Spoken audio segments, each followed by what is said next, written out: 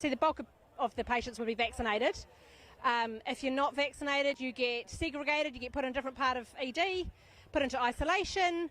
And people, they just, I had one consultant on my last night. She stood in front of our big board with everybody, all the patients and all their symptoms, and she said, "What's going on?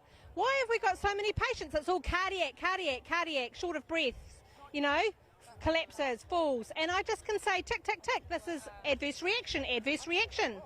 All of our wards are full, of people having cardiac problems, people flare-ups from their cancer, like you name it. It's just, I guarantee our hospital is full of vaccine damaged. It's just, people are blind, people just cannot see it.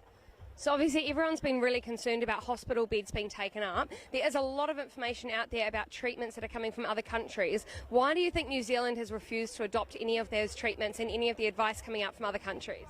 Well, I understand that the reason why we could have our vaccine rolled out as quick as what we could was it was under emergency guidance. And the only reason why it could be rolled out in an emergency is that it's the only form of treatment. So you don't hear our government talking about how to stay healthy. I went to a wellness seminar last night, and you don't hear the government say, like, take B, zinc, D, all of these supplements. You don't hear the government saying stay healthy, and what to do if you have COVID. If you get COVID, particularly if you're an MIQ, you get Panadol. And what a lot of people don't realise is there's roughly like 5,000 people that have COVID and they're self-isolating. Okay, and maybe a small percentage of those end up in hospital. So you don't hear about the large numbers that have got COVID, have recovered from COVID. You only hear about the small minority that end up in hospital. And there's a mixture. So the people that end up in hospital, it's not just the unvaccinated, it's the vaccinated too.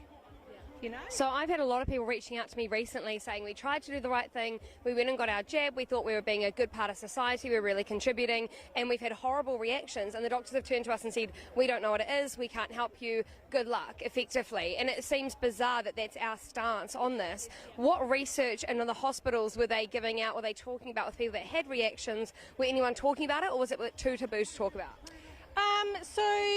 I've heard of it depends on the doctor. So when a person comes into ED, it really depends on who they get looking after them.